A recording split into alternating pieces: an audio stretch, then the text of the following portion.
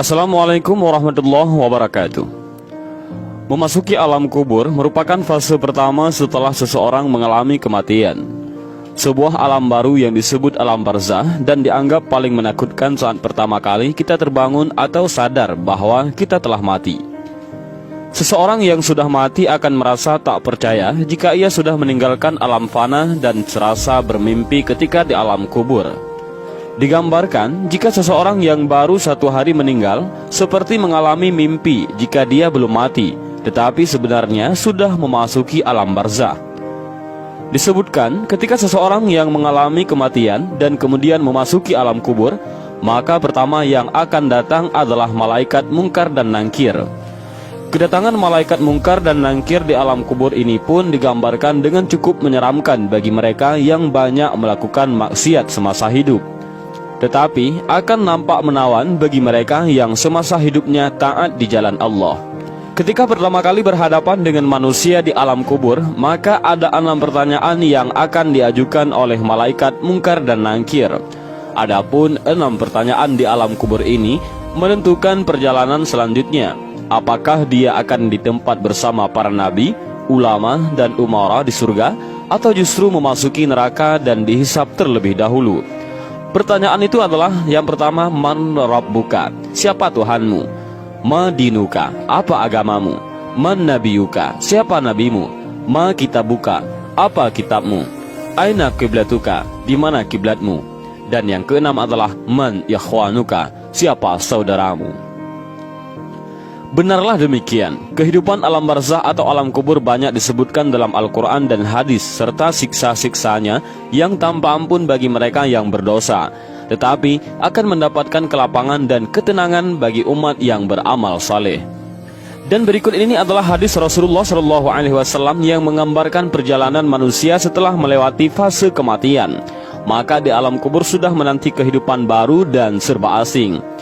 Hadis panjang Al-Barra' bin Azib yang diriwayatkan oleh Imam Ahmad dan disahihkan oleh Imam Al-Hakim dan Syekh Albani ini menceritakan perjalanan para manusia di alam kuburnya.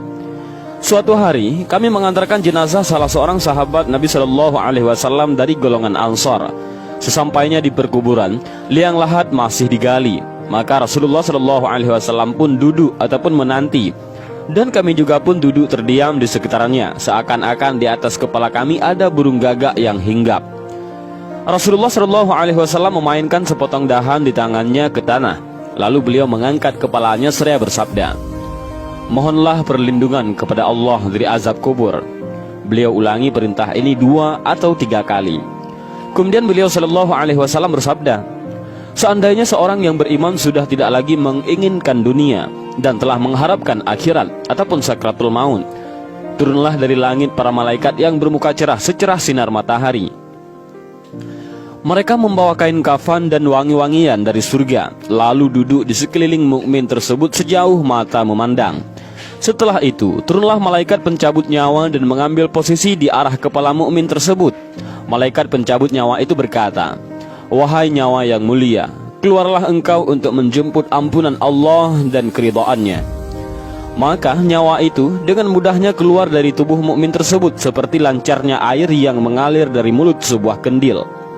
Lalu nyawa tersebut diambil oleh malaikat pencabut nyawa dan dalam sekejap mata diserahkan kepada para malaikat yang berwajah cerah tadi, lalu dibungkus dengan kafan surga dan diberi wangi-wangian darinya pula, hingga terciumlah bau harum seharum wangi-wangian yang paling harum di muka bumi. Kemudian nyawa yang telah dikafani itu diangkat ke langit.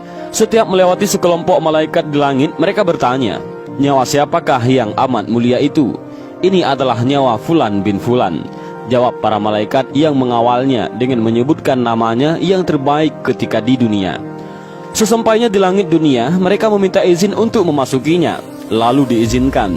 Maka seluruh malaikat yang ada di langit itu ikut mengantarnya menuju langit berikutnya, hingga mereka sampai di langit ke-7. Di sanalah Allah berfirman, 'Tulislah nama hambaku ini dalam kitab Illiyin, lalu kembalikanlah ia ke jasadnya di bumi. Karena dirinya lah aku ciptakan mereka para manusia, dan kepadanya lah aku akan kembali, serta darinya lah mereka akan kubangkitkan.' Lalu nyawa tersebut dikembalikan ke jasadnya di dunia. Lantas datanglah dua orang malaikat yang memerintahkannya untuk duduk. Mereka berdua bertanya, "Siapakah Rabbmu?" "Rabbku adalah Allah," jawabnya. Mereka berdua kembali bertanya, "Apakah agamamu?" "Agamaku Islam," sahutnya. Mereka berdua bertanya lagi, "Siapakah orang yang telah diutus untuk kalian?" "Beliau adalah Rasulullah sallallahu alaihi wasallam," jawabnya. "Dari mana engkau tahu?" tanya mereka berdua. "Aku membaca Al-Quran, lalu aku mengimaninya dan mempercayainya." Tiba-tiba terdengarlah suara dari langit yang menyeru, "Jawaban hambaku benar, maka hemparkanlah surga baginya, berilah dia pakaian darinya, lalu bukakanlah pintu ke arahnya." Maka menghembuslah angin segar dan harumnya surga memasuki kuburannya, lalu kuburannya diluaskan sepanjang mata memandang. Saat itu datanglah seorang pemuda asing yang amat tampan memakai pakaian yang sangat indah dan berbau harum sekali, seraya berkata, "Bergembiralah, inilah hari yang telah dijanjikan dulu bagimu."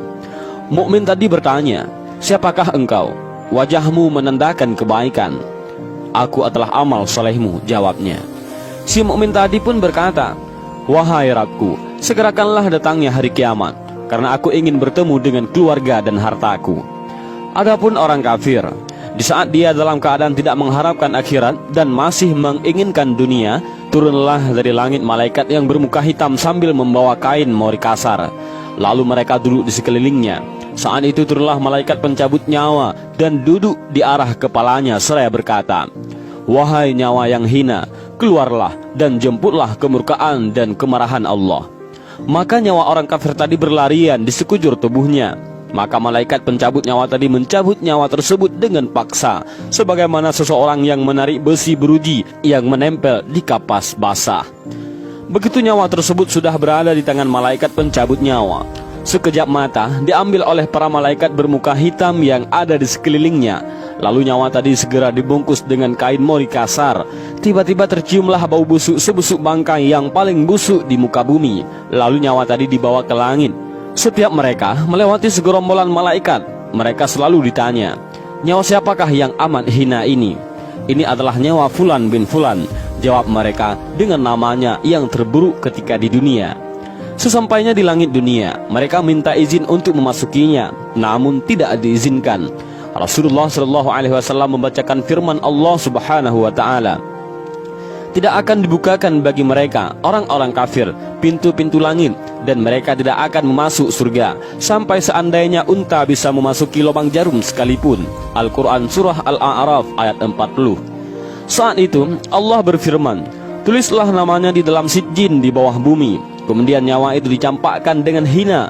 Rasulullah sallallahu alaihi wasallam membacakan firman Allah Ta'ala, "Barang siapa mempersekutukan sesuatu dengan Allah, maka adalah ia seolah-olah jatuh dari langit lalu disambar oleh burung, atau diterbangkan angin ke tempat yang jauh." Al-Quran Surah Al-Hajj ayat 31. Kemudian nyawa tadi dikembalikan ke jasadnya, hingga datanglah dua orang malaikat yang menundukkannya seraya bertanya, "Siapakah Rabbmu?" "Aku tidak tahu," jawabnya. Mereka berdua kembali bertanya, "Apakah agamamu?" "Aku tidak tahu," sahutnya. Mereka berdua bertanya lagi, "Siapakah orang yang telah diutus untuk kalian?" "Aku tidak tahu," jawabnya. Saat itu terdengar seruan dari langit, "Hambaku telah berdusta, hamparkanlah neraka baginya dan bukakan pintu ke arahnya." Maka hawa panas dan bau busuk neraka pun bertiup ke dalam kuburannya. Lalu kuburannya dipres oleh Allah Subhanahu wa taala hingga tulang belulangnya pecah dan menancap satu sama lainnya. Tiba-tiba datanglah seorang yang bermuka amat buruk, memakai pakaian kotor dan berbau sangat busuk, seraya berkata, "Aku datang membawa kabar buruk untukmu. Hari ini adalah hari yang telah dijanjikan bagimu." Orang kafir itu seraya bertanya, "Siapakah engkau?" "Wajahmu menandakan kesialan." "Aku adalah dosa-dosamu," jawabnya. "Wahai Rabbku, janganlah engkau datangkan hari kiamat," suruh orang kafir tadi. Dan hadis panjang ini diriwayatkan oleh Ahmad dalam Al-Musnad dan disahihkan oleh Al-Hakim dalam Al-Mustadrak dan oleh Albani dalam kitab Ahkamul Janaiz. Dan itulah gambaran bagaimana kondisi seseorang yang sudah berada di alam kubur. Semua akan ditentukan lewat amal dan perbuatannya semasa hidup di dunia. Tentunya hal ini menjadi pelajaran bagi kita semua agar menjalankan perintah Allah dan menjauhi larangannya.